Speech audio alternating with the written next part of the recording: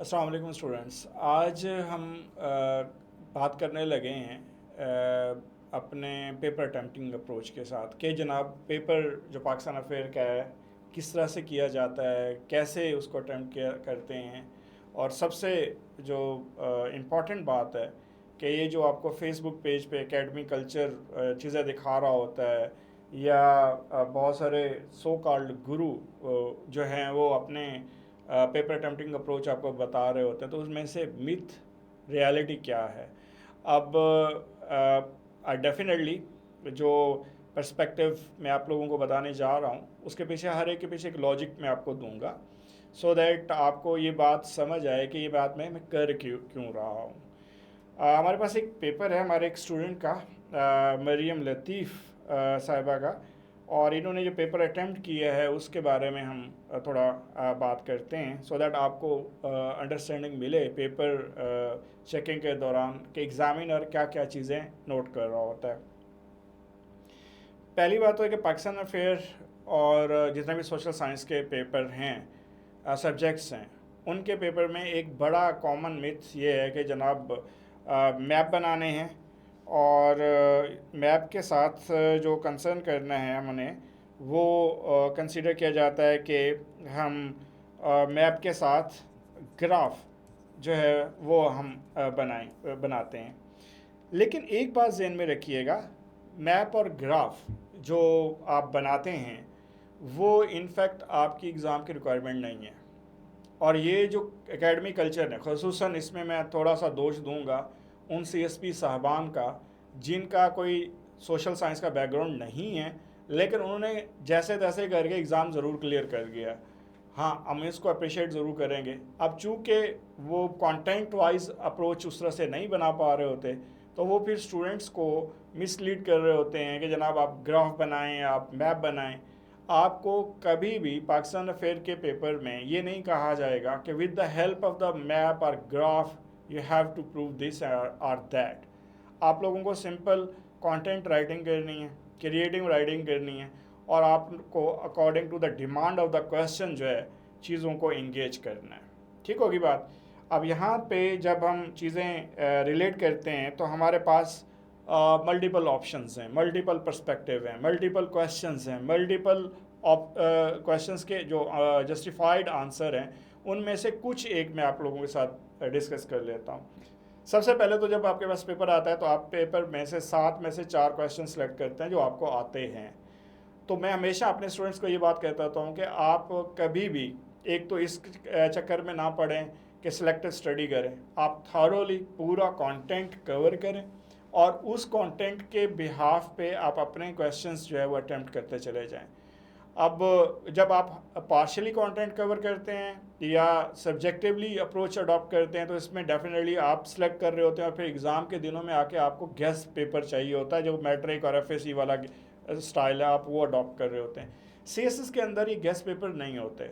और से ये भी एकेडमी कल्चर आप लोगों को बहुत बता रहा था कि इस दफ़ा ये आएगा, इस दफ़ा ये आएगा, तो लिहाजा आपने अगर कंटेंट सारा कवर किया है, कहीं से भी पेपर आए, पेपर तो कंटेंट से आएगा ना, सिलेबस से आएगा, तो आप लोग उसके लिए जो है अपने आप को मेंटली प्रिपेयर करेंगे।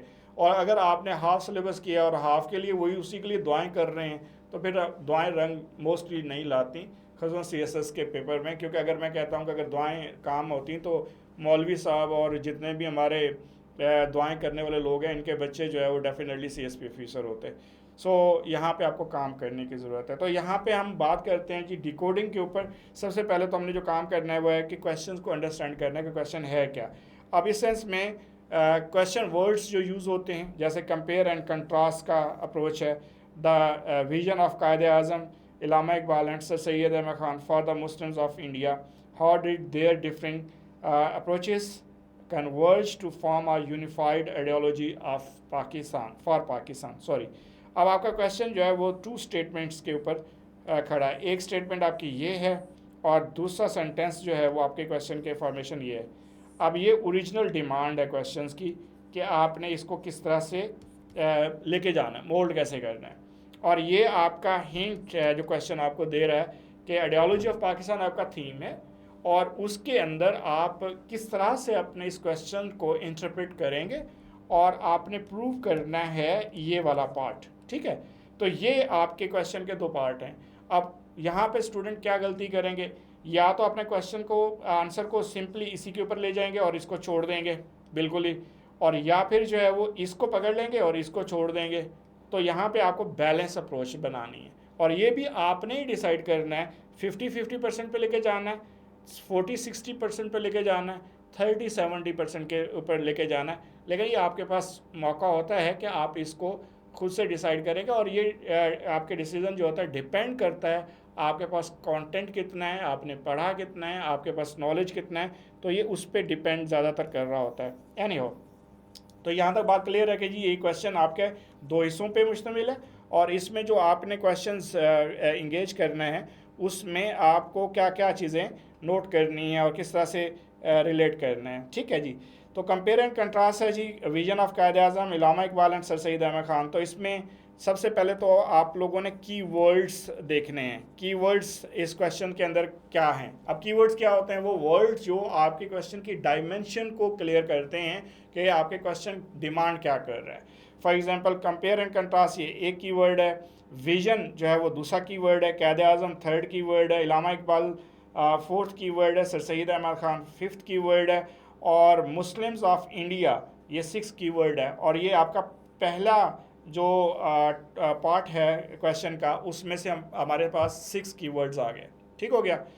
और दूसरा पार्ट जो है वो अगर हम देखें तो उसमें क्वेश्चन वर्ड है how did there differing approaches, ये 7वां कीवर्ड आएगा। कन्वर्ज 8वां कीवर्ड है। यूनिफाइड आइडियोलॉजी 9वां कीवर्ड है। और पाकिस्तान जो है वो 10th कीवर्ड हमारे पास आ जाता है। अब इस सारी सूरत हाल में हमारे पास 10 कीवर्ड्स हैं। क्वेश्चन को हमने दो हिस्सों में डिवाइड कर लिया है, और इस क्वेश्चन का जो थीम है वो तो हमें मालूम है आइडियोलॉजी ऑफ पाकिस्तान है, लेकिन उस थीम की किस डायमेंशंस में हमसे डिमांड की जा रही है इस क्वेश्चन के अंदर, वो हमें फाइंड आउट करना है। अब सबसे पहली बात, clarity related to the question, that is a most that important part of the understanding and most important part of your question attempting approach।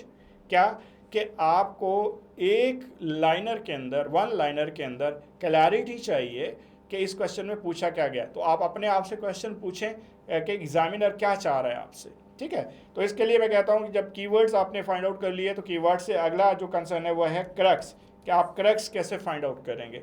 Crux जो होता है वो वन लाइनर है, और वन लाइनर क्रक्स का अगर हम डिफाइन करने लगे तो हमने ये अपने आप को बताना है कि इस क्वेश्चन के अंदर मैंने जस्टिफाइड क्या करना है, और मैं किन किन पॉइंट्स या डायमेंशंस में अपने क्वेश्चन को जस्टिफाई करके जाता हूँ। लेट्स सपोज अगर मैं क्रक्स इसका बनाऊँ, तो क्रक्स ये बन सकता है कि जनाब कि कंपेयर एंड कंट्रास्ट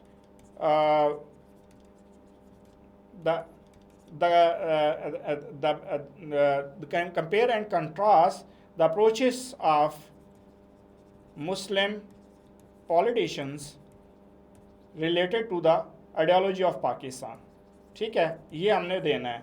अब यहाँ पे आप कह सकते हैं कि जनाब हमारे पास तो 3 थे, तो हमने मुस्लिम पॉलिटिशियंस की बात क्यों की, क्योंकि हमने आइडियोलॉजी ऑफ पाकिस्तान के अंदर यही 3 पॉलिटिशियन हमने पढ़ने हैं। तो अननोन है कि मुस्लिम पॉलिटिशियन का मतलब सर सैयद अहमद ख़ान है, इलामा इकबाल है एंड कायद-ए-आज़म है। तो लिहाजा इसको हमने सिंगल लाइनर के अंदर अपने आप को अंडरस्टैंड करवाया है कि भाई इसमें हमसे पूछा क्या जा रहा है। तो यहाँ तक बात मेरे ख्याल में डिकोडिंग की हद तक बात ठीक है। अभी आप लोगों को शुरू में बहुत ज़्यादा टाइम लगेगा डिकोडिंग करते वक्त, हो सकता है 15 मिनट लग जाएं, 20 मिनट लग जाएं क्वेश्चंस को अंडरस्टैंड करने में, कीवर्ड्स निकालने में, क्रक्स निकालने में, चीज़ों को जो है वो डिफ़ाइन करने में। तो आपको अभी घबराना नहीं है, बल्कि with the passage of time, ये अपनी की प्रैक्टिस जब चलती रहेगी तो आप बहुत अच्छे से इसमें एक्सपर्ट हो जाएंगे, और इन द एंड इवन आप 10 मिनट में 4 क्वेश्चन एक्सट्रैक्ट करके इनको आप डिकोड भी कर लेंगे और आप उसकी आउटलाइन भी बना लेंगे। अब पहला कंसर्न जो था वो कीवर्ड था, दूसरा हमने क्या किया, क्रक्स कर लिया। तीसरा जो स्टेप हमारे पास आएगा वो आएगा कि हम आउटलाइन बनाएंगे। आउटलाइन हम क्यों बनाते हैं, ये तो ऐसे में आता है, तो हम लोग पाकिस्तान अफेयर में या सोशल साइंस के सब्जेक्ट में क्यों बना रहे होते हैं। आउटलाइन एक ट्रैक है, जिस ट्रैक के ऊपर हमने चल के अपने टारगेट को जो है वो पकड़ना है या टारगेट मीट करना है। जो टारगेट कौन सेट कर रहा है, टारगेट सेट कर रहा है आपकी क्वेश्चन स्टेटमेंट टारगेट सेट कर रही है। यहाँ तक बात मेरे ख्याल में आपको बड़ा क्लियर हो गई होगी कि हमने क्या करना है। डिकोडिंग में 3 स्टेप्स हमने करने हैं। सबसे पहले क्वेश्चन रीड आउट करना है, फिर उसके बाद कीवर्ड्स निकालना है, फिर क्रक्स निकालना है, और फिर हमने करना है आउटलाइन। अब यहाँ पे आई नो दैट कि कुछ स्टूडेंट्स को ये कन्फ्यूजन हो रही होगी कि इतना काम हम करेंगे तो इतना तो टाइम गुजर जाएगा। याद रखिएगा, ये प्रैक्टिस है आपकी। अगर आप डेली बेसिस पे करेंगे तो ये आप इतने एक्सपर्ट हो जाएंगे कि आप हार्डली ये सारे काम 1 मिनट से 2 मिनट में एक क्वेश्चन पे कर लेंगे। और अगर आप 4 क्वेश्चन कर रहे हैं तो 10 मिनट में आप ये काम कर लेंगे। और 10 मिनट के बाद आपके पास जो 150 मिनट बचेगा वो सारा का सारा आपकी राइटिंग के लिए। तो लिहाजा प्रैक्टिस करते चले जाएंगे, आपको थोड़ा सा पता भी चलेगा। अच्छा, आप साथ साथ टाइम भी मैनेज करते चले जाएंगे, तो ये चीज़ें आपके लिए बड़ी क्लियर होती चली जाएंगी। सो लिहाजा फर्स्ट कीवर्ड, सेकंड क्रक्स, और थर्ड जो है वो हमारे आउटलाइन है। अब इस स्टूडेंट ने ये काम यहाँ पे नहीं किया क्योंकि मैं दो तरह के स्टूडेंट्स की बात कर रहा होता हूँ। एक, जब आप इनिशियल स्टेजेस पे होते हैं तो डेफिनेटली आपको ये सीखना है, तो आप अपने क्वेश्चंस के साथ इनको करें। और आपका जो टीचर है या मेंटोर है वो बकायदा डिमांड भी करेगा, यार आप आंसर के साथ ही आउटलाइन भी लिखें, क्रक्स भी लिखें, और उसके बाद कीवर्ड्स भी लिखें। तो मैं हमेशा अपने स्टूडेंट से ये डिमांड करता होता हूँ कि जनाब आप अपने पेज के ऊपर जो है, अपने आंसर शीट के ऊपर ये सारा काम रफ वर्क के तौर पर सामने करें, सो दैट मुझे पता चले कि ये आपने किया है। और उसके बावजूद अगर आप गलती कर रहे हैं तो फिर मुझे ये जानने की ज़रूरत महसूस होगी कि आप कहाँ गलत हैं। आपकी गलती फिर दो तरह से हो सकती है। एक, या तो आपकी reading up to the mark नहीं है, या जो चीज़ें आपने रीड आउट की हैं वो जो है वो कंपेटिबल नहीं है या फिर रेलिवेंट नहीं है, और आपने ड्रैग करने की कोशिश की है। वहीं से पता चल जाता है कि स्टूडेंट ने कितनी मेहनत की है, कितनी नहीं की। आई होप सो कि यू गॉट माई पॉइंट। अच्छा, अब आते हैं जनाब आउटलाइन। जब हम डिज़ाइन करने लगते हैं तो आउटलाइन में सबसे पहले तो हम ये देखते हैं कि ये क्वेश्चन जो है पाकिस्तान अफेयर में खसूसन हिस्टोरिकल है या कंटेम्प्रेरी है। आपको मालूम होगा आइडियोलॉजी ऑफ पाकिस्तान एक वाहिद टॉपिक है पाकिस्तान अफेयर में सीएसएस के अंदर, जो 1947 से पहले के पीरियड को डील करता है। उसके बाद जितने टॉपिक्स हैं पाकिस्तान अफेयर में वो कंटेम्प्रेरी अफेयर्स के हैं या फिर आपके पोस्ट इंडिपेंडेंस के हैं। तो उसमें से मोस्टली या चंद एक जो हैं, ऑलमोस्ट हम 25% से 35% देखते हैं, वो करंट अफेयर्स के साथ ओवरलैप कर रहे होते हैं। अब चूंकि ये हिस्टोरिकल है तो इसमें हिस्टोरिकल बैकग्राउंड हमें देने की ज़रूरत है, हिस्टोरिकल कॉन्टेक्स्ट देने की ज़रूरत है, इंट्रोडक्शन देने की ज़रूरत नहीं है, याद रखिएगा। अब यहाँ पे इन्होंने क्या किया, इंट्रोडक्शन दिया, तो ये थोड़ा इस हिसाब से हिस्टोरिकल कॉन्टेक्स्ट के हिसाब से ठीक नहीं है। अब इन्होंने क्या लिखा है, आगे हम एक पैराग्राफ अप्रोच अडॉप्ट कर रहे हैं। अब यहाँ पे 2 स्कूल ऑफ थॉट हैं और दोनों आप लोगों को कंफ्यूज करते हैं, तो मैं यहाँ दोनों आपके साथ शेयर कर लेता हूँ। और मेरे ख्याल के मुताबिक दोनों स्कूल ऑफ थॉट अपने अपने हिसाब से ठीक हैं, और मैं बीइंग अ सब्जेक्ट स्पेशलिस्ट आप लोगों को कहूँगा कि इनमें से कोई एक भी आप अडॉप्ट कर लेंगे तो वो भी ठीक होगा। एक, वो कहते हैं कि ये जो पाकिस्तान अफेयर और करंट अफेयर जितने भी सोशल साइंस के बाकी सब्जेक्ट हैं, पॉलिटिकल साइंस है, IR है, जेंडर स्टडी है, ये सारे के सारे is kind of the short ऐसे, ठीक है। लेकिन दूसरा स्कूल ऑफ थॉट कहता है नहीं, ये शॉर्ट ऐसे नहीं है, इसको आप उसी तरह इंगेज करेंगे जैसे जी सब्जेक्ट या डिसिप्लिन इंगेज करता है। मेरे ख्याल में मैं इसको कंसिडर करता हूँ कि ये रियली इन रियल सेंस में ये शॉर्ट ऐसे हैं। लेकिन यहाँ पे आपको जो ऐसे फॉर्मेट है वो थोड़ा सा चेंज करना पड़ता है। जैसा कि अगर आप ऐसे के अंदर इंट्रोडक्शन देखते हैं, इसी तरह यहाँ भी आप कर सकते हैं, बट लिटिल बिट चेंज के साथ। अगर वो हमारे पास कोई पेपर आता है तो उसमें भी मैं आपको दिखा दूंगा। अदरवाइज तो यहाँ पे इस पे जो इन्होंने लिखा है इसको थोड़ा पढ़ते हैं। इन्होंने लिखा था, ideology of Pakistan did not emerge overnight, it was the product of prolonged intellectual and political evolution shaped by the vision of the towering figures. Quaid-e-Azam, Allama Iqbal and Sir Syed Ahmad Khan played a significant role in the evolution of Pakistan. अब ये जो paragraph है introductory paragraph, अब introductory paragraph के अंदर हम ऐसे के अंदर क्या करते हैं, एक जो आउटलाइन है उसको जो है रीशेप कर रहे होते हैं in the form of the paragraphing. अब पैराग्राफिंग ये जो स्टाइल है ये सारा स्टाइल ऐसे का स्टाइल है, ठीक है, इट्स अ गुड और इट्स अ वेरी इम्प्रेसिव। लेकिन जो दूसरा स्कूल ऑफ थॉट है वो क्या कहेगा कि जी आप पहले आइडियोलॉजी ऑफ पाकिस्तान को ही पकड़ें और उसी को ही पहले डिफ़ाइन कर लें और उसके बाद फिर उसके रेलिवेंट जो है वो आप कंटेंट मेकिंग करते चले जाएं। ये दोनों तरीके ठीक हैं, इसमें कंफ्यूज नहीं होना। आप आइडियोलॉजी ऑफ पाकिस्तान को लेके चलना चाह रहे हो, वेल एंड गुड, आप उस तरह से करो। आप ये फॉर्मेट अडॉप्ट करना चाह रहे हो, इट्स अ गुड, ये ऐसे स्टाइल है, इसको भी आप इसी तरह कर सकते हो। तो लिहाजा इसमें कन्फ्यूजन वाली कोई बात नहीं है। जो बात कन्फ्यूजन वाली हो गई वो मैं आप लोगों को साथ साथ शेयर करता जाऊँगा और ये भी बताता जाऊँगा कि ये क्यों आपने करना और क्यों नहीं करना, ठीक है। तो ये शॉर्ट ऐसे आप इसे कह सकते हैं, और शॉर्ट ऐसे के अंदर आप लोग जो कर रहे हैं वो इनफैक्ट इसी तरह ऐसे के पर्सपेक्टिव से है। तो वी कैन कंसीडर दैट कि ओके, ये जो कंटेंट डिज़ाइनिंग है या कंटेंट राइटिंग है, इट्स अ गुड। अब दो चीज़ें आपके पास रहती हैं पैरेलल वे से। एक है ग्रामर, आपको ग्रामेटिकली बहुत स्ट्रांग होना है, और वो ग्रामर जो है आपकी अगर अच्छी है, आपके एक्सप्रेशन अच्छे हैं, स्ट्रक्चर सेंटेंस ठीक है, कोहेरेंस है, कोहेजन है, पैराग्राफिंग ठीक है, तो it means you are doing well. और अगर वो नहीं है तो फिर आपके थोड़ा प्रॉब्लम बन जाते हैं। अगर ग्रामर आपकी गलत है और पाकिस्तान अफेयर में आपका कंटेंट रेलिवेंट बना पा रहे हैं, तो फिर आपके लिए प्रॉब्लम ये बनेंगे कि पाकिस्तान अफेयर का जो एग्जामिनर है वो ये देखेगा यार इसकी ग्रामर इतनी गलत है, कंटेंट ठीक है, थोड़ा बहुत रेलिवेंट है और या ज़्यादा रेलिवेंट है, तो ये इंग्लिश ग्रामर ये स्टूडेंट पास नहीं कर सकता उसका पेपर, और वो ऐसे का पेपर भी पास नहीं कर सकता क्योंकि अगर उसकी ग्रामर गलत है। तो यहाँ पे आपने जिन चीज़ों का ध्यान देना है वो एक ये है कि आप spelling, proper wording, vocab, terminology, structure of sentence, ये आपका बहुत अच्छे से होना चाहिए और ये तमाम पेपर्स में रिक्वायर्ड है। सो लिहाजा ऐसी सूरत हाल में आपको थोड़ा सा ख्याल रखना है, जैसे कि तो सेपरेटेड, ये यहाँ पे स्पेलिंग मिस्टेक है। स्पेलिंग मिस्टेक को मैं हमेशा बहुत डिस्करेज करता हूँ।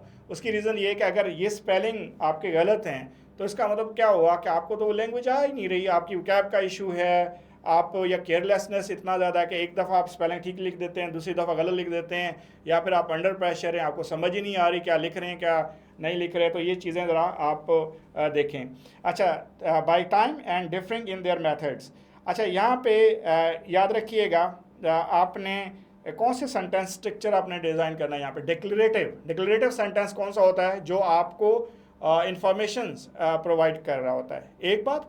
दूसरा, आप यहाँ पे कौन सा स्टाइल अडॉप्ट कर रहे हैं डिक्लेरेटिव सेंटेंस के अंदर, जो एक्सप्रेशन है उसको किस तरह से देख रहे हैं। यहाँ पे स्टूडेंट ने पैसिवाइज यूज़ कर दिया।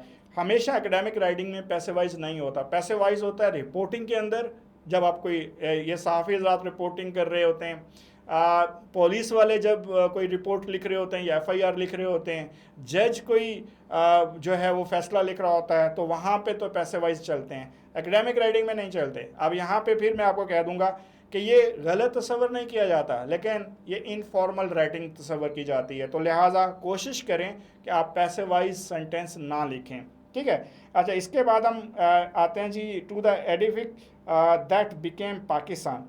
अब यहाँ पे ये जो सेंटेंस इन्होंने लिखा है, इसका थोड़ा अगर देखें तो ये लेंथी सेंटेंस है। तो separated by time and differing in their methods each contributed a functional layer to the edifice that became Pakistan.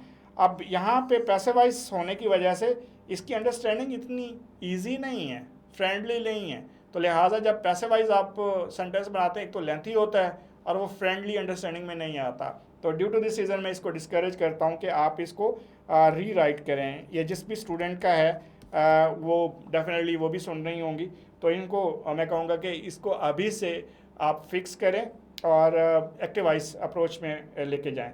There convergence on the necessity of Muslim identity, political rights and ultimately a separate homeland, separate one of the most remarkable इसको ideological journey in modern south Asian history.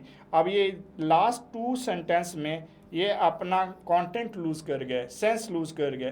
तो sense loose करने का मतलब ये है कि इसका मतलब ये है कि जनाब जो स्टूडेंट है वो यहाँ पे उसको समझ नहीं आ रही कि वो क्या लिख रहा है, जो उसके माइंड में है वो पेपर पे कन्वे नहीं हो रहा। तो लिहाजा इसको थोड़ा रिव्यू करें, रिफ्रेश करें। अब आ जाते हैं जनाब डायरेक्टली इन्होंने अगली उस पर अपना जंप इन कर दिया अपनी आउटलाइन पे, हेडिंग पे, सर सैयद अहमद खान। इससे बेहतर था कि यहाँ पे कोहेरेंस के लिए इनको ट्रांजिशनल पैराग्राफ देना चाहिए था। ट्रांजिशनल पैराग्राफ क्या है?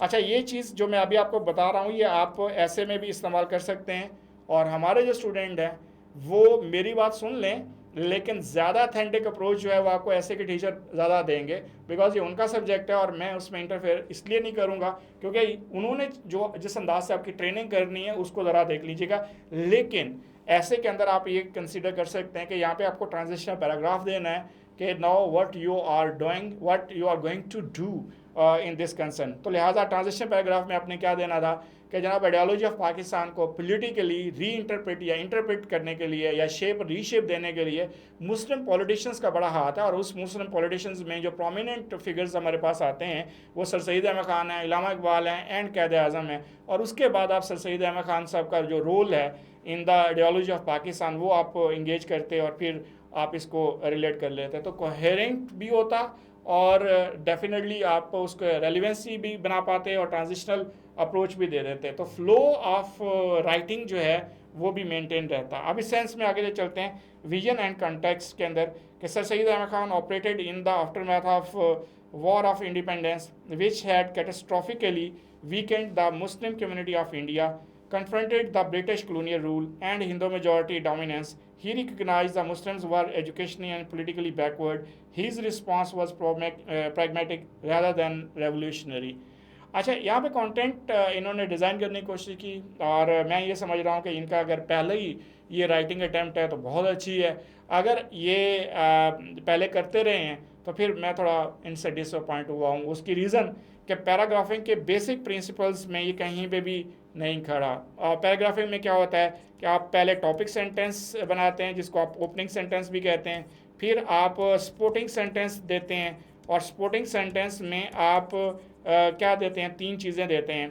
एक एग्जांपल्स देते हैं और दूसरी जो है वो आप एविडेंस देते हैं और तीसरा जो है वो आप इसके साथ फैक्चुअल डाटा देते हैं अपने टॉपिक सेंटेंस को प्रूव करने के लिए। और उसके बाद एंड पे जो है वो आप तीसरा जो आप करते हैं वो कंक्लूडिंग सेंटेंस देते हैं और डेफिनेटली कंक्लूडिंग सेंटेंस रेप्लिका होता है टॉपिक सेंटेंस का, तो कंक्लूडिंग वर्ड भी यहाँ पे इंगेज नहीं किया गया। अब इनको उन्होंने ट्रांजिशनल पैराग्राफ बना दिया, लेकिन विजन एंड कॉन्टेक्स्ट ये इन्होंने सीधा सीधा पहला अप्रोच अडॉप्ट करी और ये अप्रोच है जी FSC वाली और मैट्रिक वाली जो कि CSS में नहीं चलती। अगेन यूट्यूब के ऊपर बहुत सारे सो कॉल्ड गुरु ये कहते हैं कि जी पाकिस्तान अफेयर करंट अफेयर में आपको जो है मैट्रिक और FSC वाली ही अप्रोच अडॉप्ट करनी है। बम्बार्डमेंट ऑफ द क्या करें जी, आप देते चले जाएं, यू कैन कंसीडर दैट एक हेडिंग और उसको री इंटरप्रेट करते जाएं और इंटरप्रेट करते जाएं। तो वो अगर इंटरप्रेट ही करनी है विजन एंड कॉन्टेक्स्ट के तहत और अगर इसी तरह ही आपने नीचे लिखना है तो फिर आपको पैराग्राफ लिखने की क्या ज़रूरत है, आप सिंपली पॉइंट्स दे दें और चलते बने। तो लिहाजा ये एक्सेप्टेबल नहीं है। प्रॉपर कंटेंट राइटिंग रिक्वायर्ड है यहाँ पे और राइटिंग स्किल के ऊपर आपको प्रॉपरली काम करना है। और ये एकेडमी कल्चर आप लोगों को बताता है कि अच्छा ये जी हमारा हेडिंग दे दी, मार्जिन लाइन दे दी है और फ्लां हो गया, ये हो गया, ये कभी भी पेपर प्रेजेंटेशन नहीं रही। आप बेशक से इवन मार्कर के साथ भी हेडिंग ना दें, आप अपने उसी पेन के साथ हेडिंग दे दें, आपसे डिमांड एक ही चीज़ ली जा रही है, वो है कंटेंट राइटिंग। तो हमारे जो स्टूडेंट्स हैं उन्होंने 79 मार्क्स भी लिए हुए हैं पाकिस्तान अफेयर में और उनके कोई मार्कर यूज़ नहीं हुआ, सिंपली उसी पेन के साथ जिससे लिख सकते थे वो लिखते रहे, बिकॉज वो मैक्सिमम अपना जो कंटेंट है वो शो ऑफ करना चाह रहे हैं। तो ये मार्कर यूज़ करने का भी टाइम वो वेस्ट नहीं करते। तो आपको भी मैं ये रिकमेंड करूँगा कि इन चीज़ों पे ना जाइएगा जो आप लोगों को दिखा रहे हैं। और अगर मैं थोड़ा सा लॉजिक देता हूँ कि अगर जितना ये बता रहे होते हैं फेसबुक के ऊपर और ये अगर कर रहे होते हैं तो इनके पास सैकड़ों लोग तो पढ़ने आते हैं, तो सारे के सारे पास करवा लेते हैं ना। फिर तो पासिंग मार्क्स कितने लोग होते हैं, हार्डली 350 390। और वो कौन होता है, अगर आप उनके पेपर देखें तो आपको थोड़ा सा समझ आ जाती है कि उनकी पेपर प्रेजेंटेशन होती क्या है। पेपर प्रेजेंटेशन का मतलब है प्रॉपर लॉजिकल आर्ग्यूमेंट्स डेवलप करना according to the demand of the question. ठीक होगी बात। चलें जी हम आगे चलते हैं। थोड़ा सा की कंट्रीब्यूशंस इन्होंने कहा जी एजुकेशन है और sir Syed was the first leader to grasp that Muslims needed Western education to survive in modern democratic framework introduced by the British. Again, पैसेवाइज और इसमें इनकी जो क्लैरिटी है ऑफ थॉट बिल्कुल ठीक है। his most concrete contribution was founding the Mohammedan Anglo-Oriental College at Aligarh, which later became Aligarh Muslim University. This institution was designed to produce educated, politically conscious Muslims who could compete with Hindus in the colonial system. अब यहाँ पे बात करें कि उन्होंने ये point उठा दिया कि कम्पीट, ये नैरेटिव स्टाइल है इनका, ठीक है। कम्पीट क्यों करना चाह रहे थे? पहली बात, क्यों करने की ज़रूरत आई?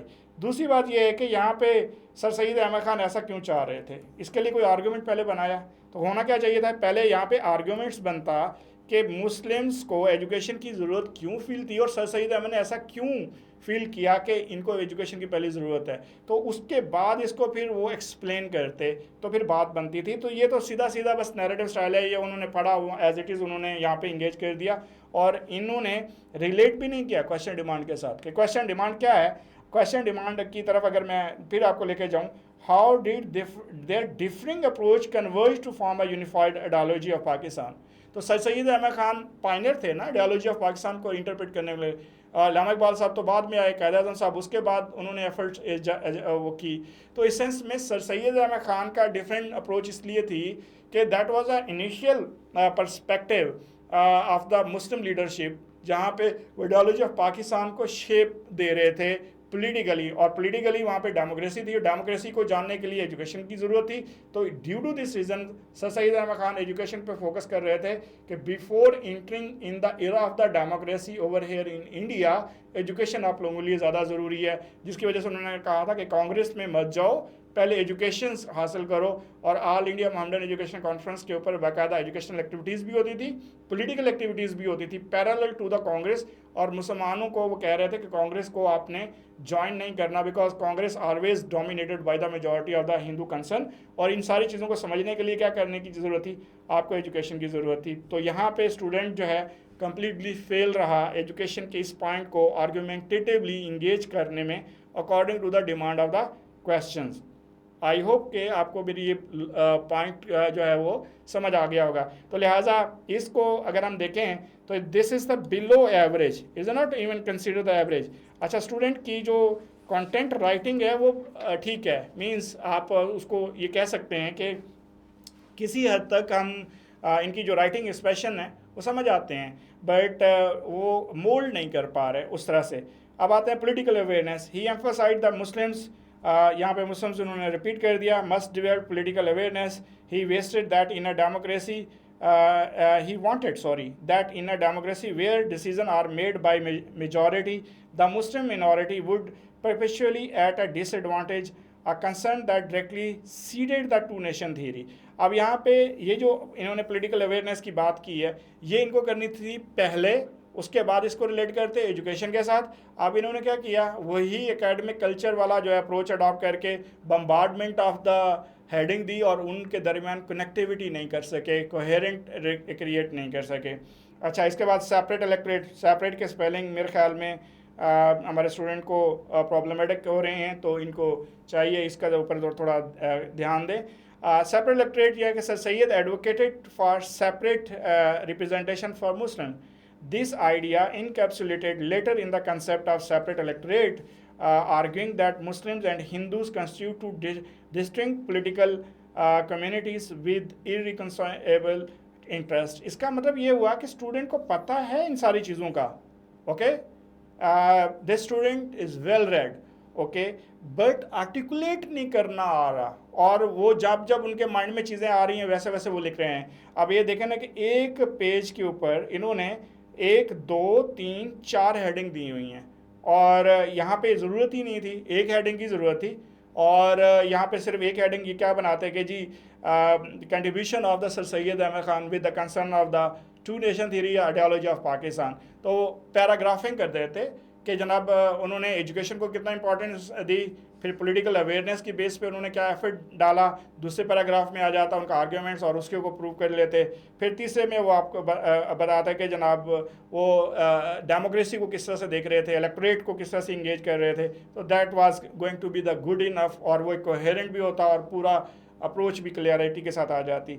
Again initially sir Syed held a post colonial mindset urging cooperation with the British as a practical means of Muslim survival and progress. His objective was to shift Muslims from being victims of colonialism to engage participants in governance. Again इसके अंदर जो है वो एक narrative approach है और उसी को जो है वो उन्होंने इंटरप्रेट कर दिया थोड़ा सा एक्सटेंसिवली दो सेंटेंस लिखने के लिए। तो ये एक्सेप्टेबल नहीं है इस सेंस में। हाँ, इसको मार्क्स दिए जा सकते हैं और वो कितने होंगे 30%, नॉट मोर देन द 30%। और अगर आप इसी पेपर को जाके 60% तक करना है तो फिर आपको आर्ग्यूमेंट बिल्ड करने हैं और उनको प्रूव करना है according to the demand of the question और जो क्वेश्चन में डिमांड किया गया। फिर अगेन लिमिटेशन क्या है जी, sir Syed Ahmed Khan vision while transforming of its era stop short of demanding separate state. He sought some reform and dignity within the existing political structure, not a sovereign homeland. His approach was secular in methodology, believing alongside Aristotle's critique of uniformed democracy that education must precede political empowerment. He cautioned that democracy without awareness leads to mobocracy, a government of lawlessness and disorder. Thank you student. जितने ये क्या नाम है इनका, Maryam I think so, इन्होंने जो मैंने पढ़ाया इन्होंने लिखने की कोशिश ज़रूर की, लेकिन साफ ज़ाहिर है ये पहली अटैम्प्ट होगी, मैं ये देख रहा हूँ। अगर इनको ये दूसरी अटैम्प्ट भी होती या हमारे साथ इनकी डिस्कशन पहले हो चुकी होती तो ये इसको अच्छे से आर्टिकुलेट कर लेते, बिकॉज ये सारी चीज़ें हमने अपने डिस्कशंस में जो है वो शो की हुई हैं। But it's a good and the relevant but not in the order. Order means पहले जो चीज़ लिखनी थी वो उन्होंने एंड पे लिख दी और उसमें डिसकनेक्टिविटी है, कोहेरेंस नहीं है, कोहेजन नहीं है, और ये है सिर्फ वो बम्बार्डमेंट ऑफ द जो है वो हेडिंग्स का कंसेप्ट। सो लिहाजा इनकी एक ही हेडिंग बनती थी और बाकी सारे इनके 3 पैराग्राफ बनते थे और उन 3 पैराग्राफ को जो है वो कोहेरेंट वे से इंगेज करते, आर्ग्यूमेंट बिल्ड करते, उनके एग्जांपल्स लेते, एविडेंस देते, कंक्लूड करते और आगे चलते। That will be the even extraordinary paper हमारा हो जाता। अच्छा, Allama Iqbal the philosopher, 3 faces of Iqbal's vision. अब यहाँ पे ये अगेन वो चीज़ें कोट कर रही हैं जो चीज़ें हमने पढ़ी हैं या इन्होंने जो चीज़ें रीड आउट की हैं रिसर्च पेपर से, और again she is unable to connect the demand of the question with her that response जो इन्होंने किया। अब ये सारा नैरेटिव स्टाइल है। नैरेटिव स्टाइल का मतलब क्या है, जो पढ़ा है लिख दो, ये विदाउट कंसीडरिंग दैट के क्वेश्चन डिमांड क्या है। अब क्वेश्चन डिमांड के मुताबिक चीज़ों को रखना है तो नैरेटिव स्टाइल से हटना पड़ेगा, फिर आपको आर्ग्यूमेंट बिल्ड करने पड़ेंगे और आप उसी आर्ग्यूमेंट के पॉइंट ऑफ व्यू से जो है वो अपने चीज़ों को कवर करना पड़ेगा, देखना पड़ेगा। ठीक है, इन्होंने बताया जी 3 फेसेस में इकबाल की थॉट्स थे related to the ideology of Pakistan, और ये सारी चीज़ें हमने चूँकि पढ़ी हैं लेक्चर में और उसी को इन्होंने एज इट इज़ किया या उसी रेलिवेंट रिसर्च आर्टिकल को इन्होंने इंगेज करने की कोशिश की है। यहाँ पे मैं एक बात बताता चलूँ, आपको जो रीडिंग्स करनी है, 1 बुक रीडर तो ये स्टूडेंट कर ही नहीं सकता। ये हमारे स्टूडेंट जो हैं, ये जो हम बात कर रहे हैं, इन्होंने चूँकि रिसर्च पेपर पढ़े हैं और फर्स्ट अटैम्प्ट में इन्होंने अच्छा लिखा है, मेरे ख्याल के मुताबिक ये बहुत अच्छा है। इवन मैं अपने टीचिंग कैरियर में, मेंटोरशिप के कैरियर में, अगर ये इनकी फ़र्स्ट अटैम्प्ट है तो मैंने इस जैसा अच्छा नहीं देखा। बट ये अच्छा इसलिए है कि फ़र्स्ट अटैम्प्ट है ना, इनको हमने पहले बताया भी नहीं, सिखाया भी नहीं, बस हमने कहा जितना है वो लिख के दिखाओ हमें। तो मेरे ख्याल में she is a good enough, और अगर ये हमारी वीडियो अगर ये देख लेती हैं तो अगला जो इनका टेस्ट होगा वो बहुत अच्छा होगा, और इसमें ये जो डेफिशिएंसीज हमने हाईलाइट की हैं ये इनको कवर करना है। आखिर में मैं एक बात इनके लिए ज़रूर कहूँगा और आप सब लोगों के लिए भी जो भी सुन रहे हैं, और वो ये हो गया कि क्वेश्चन को according to the demand of the जो क्वेश्चन है, स्टेटमेंट, आंसर को आपने बनाना कैसे है। अच्छा, ये जो इन्होंने लिखा है इनमें से कुछ गलत नहीं है। ट्रांजिशनल पीरियड है during which Iqbal's response to Europe, ये तो सारा इरेलीवेंट था, ये तो हमसे पूछा ही नहीं गया था। हमसे पूछा गया था कि जनाब डिफरिंग अप्रोच क्या है, तो इन्होंने को बताना चाहिए था कि सैयद अहमद ख़ान आइडियोलॉजी ऑफ पाकिस्तान के रिलेटेड ये अप्रोच अडॉप्ट कर रहे थे जबकि इकबाल जो हैं वो सर सैयद अहमद ख़ान से किस तरह से डिफरेंटली सोच रहे थे और इनफैक्ट आइडियोलॉजी ऑफ पाकिस्तान को वो अपने तरीके से इंटरप्रेट कैसे कर रहे थे और गाइडलाइन कैसे दे रहे थे। तो ये इनका रेलिवेंसी थी। तो इन्होंने जो याद किया या जो इन्होंने पढ़ा वो इन्होंने यहाँ पे लिख दिया, तो ये इरेलीवेंट कंसीडर किया जाएगा। Allama Iqbal family rejected territorial nationalism and embrace Muslim nationalism. यहाँ पे इनके जो अंडरस्टैंडिंग है उसके ऊपर एक बड़ा क्वेश्चन मार्क है। याद रहे कि मैं स्टूडेंट को मुखातब को कहूँगा कि बेटे हमने ये बात पढ़ी थी कि इकबाल ने एज अ पोइट कंट्रीब्यूट किया था, एज अ पॉलिटिशियन कंट्रीब्यूट किया था और एज अ स्कॉलर कंट्रीब्यूट किया था।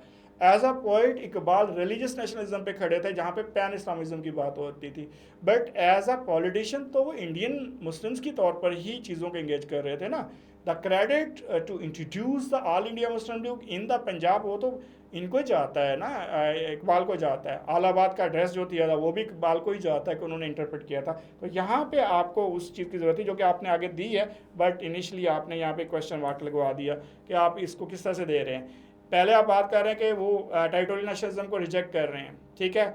फिर आप बात कर रहे हैं कि आलाबाद ड्रेस दिया, तो आलाबाद ड्रेस तो उसी टेरिटोरियल नेशनलिज्म के पर्सपेक्टिव से ही कर रहा है कि रिलीजियस नेशनलिज्म को टेरिटोरियल नेशनलिज्म के साथ उन्होंने कैसे अमेलगमेट किया। अब अगर आप यहाँ पे ये क्लियर कर देते कि यूनाइटेड इंडिया को रिजेक्ट किया और उस यूनाइटेड इंडिया की रिजेक्शन जो है टेरिटोरियल नेशनलिज्म की रिजेक्शन बनती है, तो बात आपकी ठीक होती। अच्छा, it is a very interesting that कि whenever you are actively engage in the writing you are also playing with the words, जो है वो आपकी अंडरस्टैंडिंग के जो वर्ड्स हैं उनके साथ आप प्ले कर रहे होते हैं। जितना आप अच्छा खेलेंगे, खिलाड़ी बनेंगे वर्ड्स का, उतनी अच्छी आपकी राइटिंग जो है वो आपकी बनते चली जाएगी। आगे चलते हैं जी। आलाबाद ड्रेस, अब पहले तो ये बात है कि आलाबाद ड्रेस को आपने रिलेट करना था क्वेश्चन डिमांड क्या है? How Iqbal differed from the rest of the two politicians such as sir Syed Ahmad Khan and Quaid Azam. तो आपको यहाँ पे पहले बताना चाहिए था आलाबाद ड्रेस क्या कर रहा है, even that is a more advance edge compare to the All India Muslim League politics, जहाँ पे उस वक्त ऑल इंडिया मुस्लिम लीग जो है वो सिर्फ और सिर्फ एक बात कह रही थी कि मुस्लिम राइट्स स्क्वेयर किए जाएँ, जबकि इकबाल इसको डेमोक्रेटिक जो रूल है या उसकी जो अंडरस्टैंडिंग है उसको इंटरप्रेट कर रहे थे कि नहीं, ये जब आप करेंगे तो आप एक अलग स्टेट्स की तरफ जाएंगे, अलग अपनी गवर्नमेंट फॉर्मेट की तरफ जाएंगे on the base of the democracy. तो आपको लिए तो ये अच्छा मौका था, ये चीज़ें यहाँ पे इंटरप्रेट करती हैं। बट अगेन यहाँ पे थोड़ा अंडरस्टैंडिंग लैक कर गई हमारी। आई होप कि ये स्टूडेंट जो है वो बहुत अच्छा करेंगे जब इनका तीसरा या चौथा टेस्ट होगा, अगर आप ये इन बातों को अंडरस्टैंड कर रही हैं तो। अच्छा, इसके में अगर हम चीज़ों को देखें तो this address was Allama Iqbal defining movement as president of All India Muslim League he delivered. Again यहाँ पे क्या बात हो रही है कि उन्होंने क्या किया, इलामा इकबाल ने क्या किया, ये बात यहाँ पे हो रही है। तो ये बात तो हमसे पूछी नहीं गई, तो अगेन दैट इज़ इरेलीवेंट। और आपको बड़ा इंटरेस्टिंग और शॉकिंग वे होगा कि ये अच्छा बात तो वही लिख रही है, तो इरेलीवेंट क्या है? रेलिवेंट ये है, पूछा ये गया था भाई डिफर कैसे हुआ। ये तो मान लिया कि इलामा इकबाल ने खुतबा इलाहाबाद दिया, इलामा इकबाल का खुतबा इलाहाबाद बाकी दो की स्ट्रेटजी से डिफर कैसे था। अगर तो ये स्टूडेंट ने यहाँ पे कहीं पे लिख दिया है तो डेफिनेटली फिर ठीक लिखा, अगर नहीं लिखा तो ये रेलिवेंट है। Critically Allama Iqbal demanded a Muslim bloc not merely a Muslim state emphasizing political consolidation over religious exclusivity. अब यहाँ पे क्या चीज़ चल रही है, अगर रिलीजियस एक्सक्लूसिविटी को वो इंगेज नहीं कर रहे या उनको उन कह रहे हैं, तो फिर टेरिटोरियल नेशनलिज्म को भी वो रिजेक्ट कर रहे हैं, तो फिर वो खड़े कहाँ पे हैं? तो ये एक जो है स्टूडेंट का कंट्रास्ट आ जाता है उनके अपने पॉइंट ऑफ व्यू से। He also participated in the round table conference and responded with Quaid Azam Mohammad Ali Jinnah urging him to return from London led to the Muslims of India. Again वो स्किप है पॉइंट जो कि क्वेश्चन डिमांड कर रहा है। As a politician भी इन्होंने बात की जी, Allama Iqbal introduce All India Muslim League as a well considered political platform competing against the Unionist Party. His literacy and philosophical works including the reconstruction of religious thought in Islam. लेकिन again यहाँ पे ये इन्होंने ये बताया नहीं है ये किस तरह से डिफर है। Okay, again question demand missing है कंटेंट के अंदर। कंटेंट जो है वही है जिसको रिलेट करना है। तो एक बात जो बहुत अच्छे से आपने देखनी है, जो भी बात आप कर रहे हो वो क्वेश्चन डिमांड के मुताबिक कैसे चलती है ये आपने प्रूव लाजमी करना है। और अगर ये नहीं कर रहे तो फिर सारा रेलिवेंट ये जो कंटेंट है आपका इरेलीवेंसी में चला जाएगा।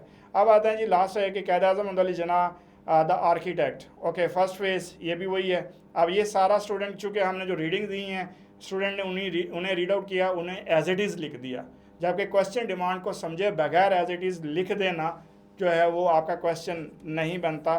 तो लिहाजा ये सारी चीज़ें इररेलीवेंसी में चली जाएंगी, रेलिवेंट अप्रोच नहीं है।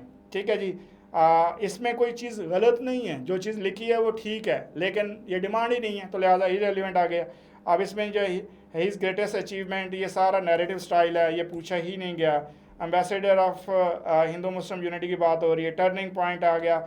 हमें ये बताना है कि भाई ये नेहरू रिपोर्ट 14 पॉइंट्स जो दिए गए थे, इनको हमने रिलेट करना था सर सैयद अहमद खान से, इनको रिलेट करना था इलामा इकबाल की मैथडोलॉजी से, तो वो तो हमें यहाँ पे नज़र नहीं आ रहा। बस इन्होंने नेहरू रिपोर्ट बता दी, 14 पॉइंट्स बता दिया, तो ये सारा जो है वो इररेलीवेंसी में चला जाता है। अगेन ये सारा नैरेटिव स्टाइल है, इसको उस तरह से नहीं रिलेट किया जाएगा। अगेन सेकंड फेज इन्होंने या तो यहाँ पे बताया कि डिसोलिएंट Jinnah drew from Indian politics and settled in London. It was Allama Iqbal's persistent correspondence and ये क्या वर्ड है, persuasion that convinced Jinnah to return and lead the Muslim struggle. In 1934, Jinnah returned and became the president of All India Muslim League, transforming it from an elite body into a mass political movement. ठीक हो गया, ये तो उनकी struggle है, but where is the question demand. 1935-36 election expose, ये अगेन वही नैरेटिव स्टाइल आ गया। Where is the question demand. 1939 Congress ministries design against the, again वही बात है, क्वेश्चन डिमांड इज मिसिंग। ये भी अच्छा, ये बड़ा मसला है हमारे इन पेपर एक्सप्रेशंस के ऊपर के जनाब आप मुख्तलिफ मार्कर यूज़ करो, हाईलाइट करो। भाई लोग, एक बात आपको समझा दूँ, ये जितने घंटे आपने लिखा है ना, इतने मिनट भी एग्जामिनर नहीं देखता। एग्जामिनर यही चीज़ें सिर्फ बर्ड्स आई, मैं तो समझाने के लिए आप लोगों को बता रहा हूँ ना, इतना टाइम लगा रहा हूँ एक क्वेश्चन के ऊपर कि ये कैसे गलत है, क्यों है, इसको कैसे ठीक करना है। तो मैंने तो आपको एक एक चीज़ एक्सप्लेन कर दी। एग्जामिनर जो है वो सिर्फ ये देखता है कि अच्छा ये है, और इतनी स्पीड से ही वो पेंसिल चला रहा होता है, और एक चीज़ वो पहले सेकंड में ही पता चल जाती है कि ये रेलेवेंस है या ये नहीं है। एक दूसरी बात ग्रामेटिकल, तीसरा एक पैराग्राफ पढ़ने से पता चल जाता है कि स्टूडेंट इस काबिल है कि नहीं है। तो लिहाजा ये जो हाईलाइट आप लोग कर लेते हो ना, ये थोड़ा सा समझने की कोशिश करो। आपका एग्जामिनर ना तो पॉलिसी मेकर है, ना इम्प्लीमेंटर है, ना तो इम्प्लीमेंट करेगा, और ना ही कोई एग्जेक्टिव है कि आपके पेपर पढ़ के कहेगा क्या खूब है जनाब, आपने बहुत अच्छा लिखा, बस अगली जो पॉलिसी मैं बनाने लगा हूँ मैं इसको इम्प्लीमेंट कर दूंगा। भाई वो प्रोफेसर है, यूनिवर्सिटी का प्रोफेसर, उसका काम है पेपर चेक करना, आपको रिवॉर्ड देना या आपको फेल कर देना, पनिश कर देना। Is it clear? और वो 1 मिनट के अंदर आपका पेपर इवेल्युएट करके एक साइड पे मारता है। तो ये जो आप लोग मार्कर यूज़ करने में वेस्टेज ऑफ टाइम करते हो ना, ये ना करो। जितना सिंपल और जितना अच्छा कंटेंट लिख सकते हो, रेलिवेंट कर सकते हो, वो करो, वो 1 मिनट में पहचाना जाता है। ठीक है जी। सो काइंडली मेरे स्टूडेंट इस बात को हमेशा पल्ले बांध लें, no graph, no map, no ये रंग बिरंगी जो मार्कर यूज़ कर रहे हैं आप लोग, ये ठीक है ना। सिंपल कंटेंट राइटिंग के ऊपर जो है फोकस करो, और राइटिंग स्किल जो है अपनी इंप्रूव करो, और रेलिवेंट बनाओ according to the question demand.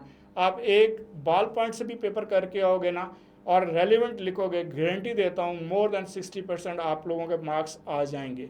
और अगर ये खेल तमाशे करते रहोगे, जो मर्जी करते रहोगे, ये आप लोग फेल हो जाओगे। जितने भी ये फेल होने वाले लोग हैं, ये सारे यही काम कर रहे होते हैं।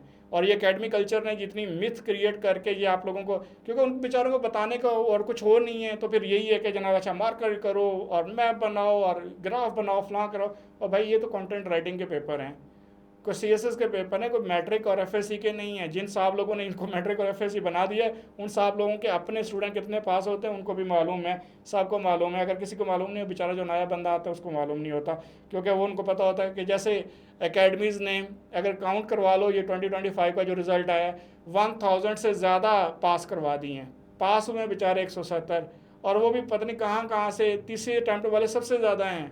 और ये बात तो आप बताते ही नहीं है। बेचारे इंटरव्यू मॉक देने आए होते हैं, उनकी वीडियो बना लेते हो और आप लोग दिखा देते हो कि ठीक है यार। तो लिहाजा इन चक्कर में नहीं आना, चीज़ों को लॉजिकली एक्सप्लेन करना है। अच्छा, कैद-ए-आज़म व्यू ऑन अगस्त 1947 की हम बात कर रहे हैं, सेकुलर डेमोक्रेटिक डायमेंशंस। अब यहाँ पे अगर आप बात करें, क्या इन्होंने क्वेश्चन डिमांड को देखा है? हमने वन लाइनर इसीलिए बताया था कि हर पैराग्राफ में हम उसको इसके साथ टेस्टर के तौर पर अडॉप्ट करें और देखें कि क्या ये इसके साथ हुआ है रिलेट या नहीं हुआ। और दूसरी बात, paragraphing, topic sentence, supporting sentence, concluding sentence, same the pattern of the essay. Why? Because here we are going to attempt the short essay. तो लिहाजा अगर आप वो फॉर्मेट बताएंगे तो डेफिनेटली आप कामयाब हो जाएंगे। 11 अगस्त 1947 Quaid-e-Azam delivered his landmark address to the constituent assembly. अब यहाँ पे इनको पहला पॉइंट ये बताना चाहिए था, how Quaid's views were differed from the Iqbal and sir Syed Ahmed Khan strategy. तब आगे जाके ये बात चलते, अदरवाइज ये सारा इरेलीवेंसी में आ गया। ठीक है जी, आगे चलते हैं। How divergence version formed a unified ideology. अब ये पार्ट है जी इनका मेजर क्वेश्चंस के साथ जो रिलेट करता है, जो मैं डिमांड कर रहा हूँ कि पूरे क्वेश्चंस के अंदर इन्होंने रिलेट करना था, और इन्होंने आखिर में आके कितना, एक पेज और चंद लाइनें बनाई हैं। और ये पार्ट है जनाब आपका मोस्ट डिमांडेड और रेलिवेंट कंसर्न, जो कि इन्होंने अगेन 3-4 लाइनों में डिफाइन कर दिया, 3-4 हेडिंग में। डिस्पाइट देयर डिफरेंट इराज, ये बहुत अच्छी बात लिखी इन्होंने। ये टेम्पर क्या ये वर्ड है, मुझसे पढ़ा नहीं जा रहा, एनी हाउ इसको देखते हैं। And methods, temperaments and methods, the three leader converge on 5 core pillars. Okay, Muslim identity की बात कर रहे हैं जी। All three recognize that Muslims of South Asia constitute a distinct civilization, culturally, religiously and politically separate from Hindu. Sir Sayyid pointed this seat Iqbal नर्जर, और ये तो वही बात होगी, वहाँ तो बात होनी चाहिए थी डिफरेंट की, यहाँ तो सिमिलरिटीज़ में चली गई बात। अगेन यहाँ पे क्वेश्चन मार्क है। वाई? बिकॉज हमने डिफरेंट स्ट्रेटेजी क्या अडॉप्ट की थी, हमने उस पर बात करनी थी। Education and awareness, sir Syed insistence on education was equaled in Jinnah's demand for Muslim representation. Again कि जना साहब ने सर सैयद अहमद ख़ान की जो स्ट्रेटजी थी अवेयरनेस और एजुकेशन वाली, जिस पे उन्होंने वेल अवेयर किया मुस्लिम कम्युनिटी को, उसको उन्होंने कैश किया, तो बात तो अलाइंड हो गई। बट डिफ़र कहाँ हुई वो यहाँ पे भी इस पॉइंट पे भी नहीं दिया इन्होंने। सेपरेट जो पोलिटिकल रिप्रेजेंटेशन है, sir Syed separate electorate to Jinnah's 14 points, the demand for meaningful political representation form an unbroken thread. तो जना ने भी वही बात की थी, सेपरेट इलेक्टोरेट वाली। Rejection of Hindu majoritarianism, all three want against. यहाँ पे इन्होंने सिमिलरिटीज़ की बात है, इसका मतलब है क्वेश्चन डिमांड इन्होंने समझी ही नहीं है। तो ये जो पार्ट इनके हक में जा सकता था वो सारा का सारा इनके अगेंस्ट चला गया।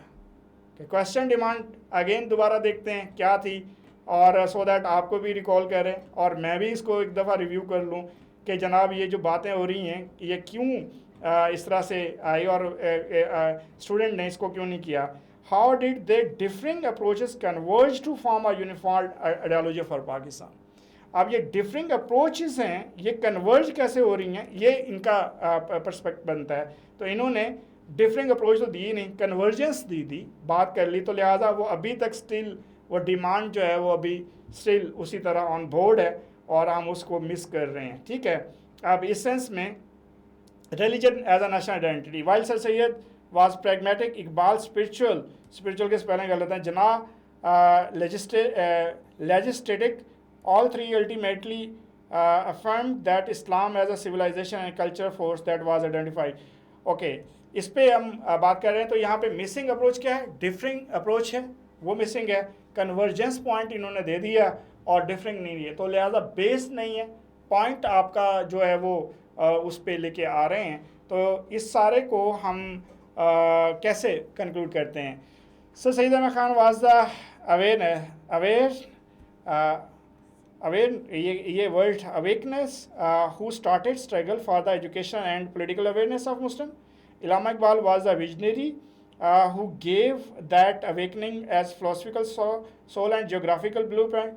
Quaid-e-Azam transferred his vision into reality through unparalleled political acumen.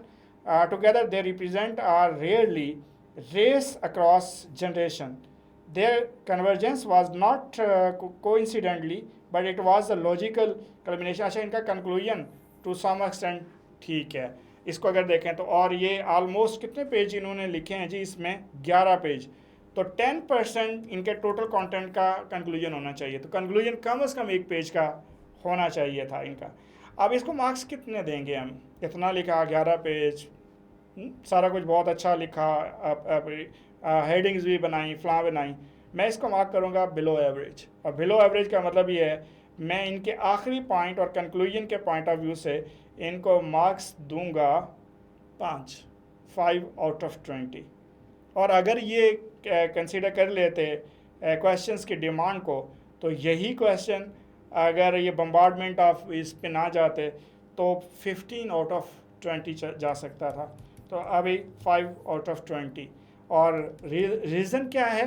कि रीज़न है कि इन्होंने रेलिवेंट नहीं बना पाए, रेलिवेंसी जो है वो इन्होंने मिस कर दी। लेकिन लिखा अच्छा है।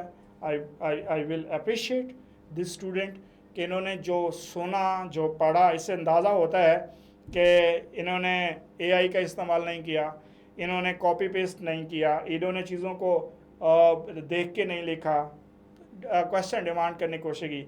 आई एम श्योर दैट कि विद इन द 2 और 3 मज़ीद टेस्ट के अंदर ये स्टूडेंट बहुत अच्छे लेवल पे पेपर अटैम्प्ट कर लेंगी।